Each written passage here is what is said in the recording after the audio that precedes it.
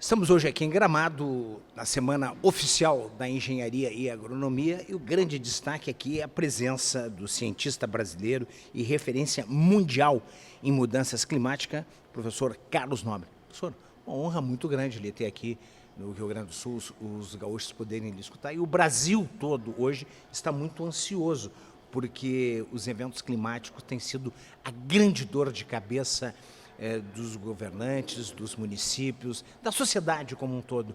O que podemos aguardar da sua palestra, os principais pontos que o senhor vai abordar? Bom, em primeiro lugar, eu vou abordar que as mudanças climáticas são humanas. Somos nós que estamos causando as mudanças climáticas. Você fala que é uma consequência. É uma consequência da emissão dos gases de efeito estufa. Nós que estamos lançando uma grande quantidade de gases de efeito estufa, não está reduzindo. Então, esse é o primeiro ponto. O segundo ponto que eu falo é que nós estamos vendo um enorme aumento nos eventos climáticos extremos. Muito mais rápido até do que a ciência, por exemplo, 10 anos atrás, a ciência projetava. A ciência projetava alguns desses eventos extremos como ondas de calor, secas, chuvas intensas, ressacas. Vamos traduzir isso aqui para o telespectador. O senhor fala da estiagens, que é a seca, e também dos ciclone extratropical, não é isso?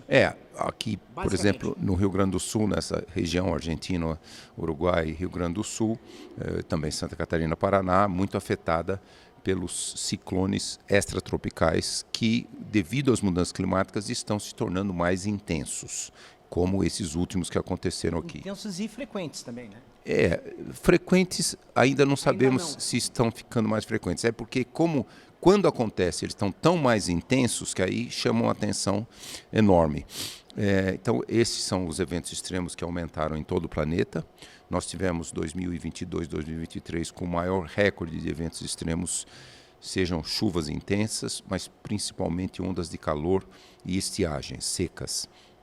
No mundo inteiro, inclusive na América do Sul, inclusive no Brasil. Então eu vou cobrir esses aspectos, depois eu falo um pouco os vários cenários que nós temos para o futuro, se nós continuarmos com as emissões altas, um risco enorme para o planeta, o desafio de reduzir as emissões de 50% até 2030, zerá-las até meados do século, isso são as projeções da ciência, para nós podermos ter um mundo mais habitável, mais sustentável. Ao Acordo de Paris de 2015 e depois reforçado em 2021 na COP26 em Glasgow, na Escócia, diz exatamente isso. Nós temos que reduzir as emissões rapidamente, zerar as emissões até meados do século. Então, vou falar um pouco disso. Depois eu falo dos extremos climáticos que já estão acontecendo no Brasil. Nós estamos vivendo um recorde de extremos climáticos, chuvas muito intensas, deslizamentos em costas, mais de 600 brasileiros morreram devido a deslizamentos em costas em um pouco mais de um ano, ondas de calor também, estiagens muito pronunciadas, por exemplo, 3 anos e meio de estiagens aqui no sul do Brasil, um enorme impacto na agricultura do sul do Brasil. E na economia. E, obviamente, na economia. Tão forte é a agricultura na economia brasileira. E depois eu falo um pouco que o Brasil é um país, às vezes as pessoas nem acreditam nisso, mas eu vou mostrar. O Brasil é o país que pode ser o primeiro país a atingir zero de emissões. O primeiro país de grandes emissões. Já tem países pequenos que estão indo muito nessa direção. Poderia ser a grande notícia que o senhor passa hoje aqui para esse público de engenheiros que estão aqui, mais de 5 mil engenheiros para discutir? Não, eu espero exatamente que todos os brasileiros percebam que nós podemos atingir emissões zero muito antes de China, Estados Unidos e os países que mais emitem. Nós somos o 5º maior emissor de gases de efeito estufa. Então, nós podemos ser dos grandes emissores, dos 20 maiores emissores, o primeiro a atingir. Então, eu acho que esse é um desafio que nós temos que enfrentar, porque 75% das nossas emissões é desmatamento e agricultura.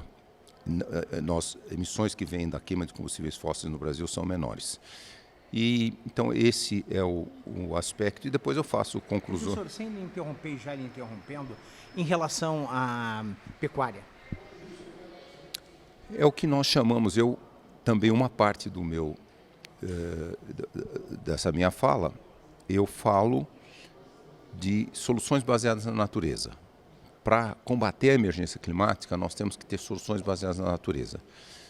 Porque essas são as soluções. Primeiro, economicamente elas são as melhores, mas também ambientalmente elas evitam qualquer grande risco. Então, soluções baseadas na natureza, eu dou dois exemplos. Um é a agricultura e a pecuária regenerativas. Isso é chamado, esse termo técnico, mas significa você ter uma pecuária, por exemplo. Esse termo para o telespectador? Agricultura e pecuária regenerativa. Eu explico.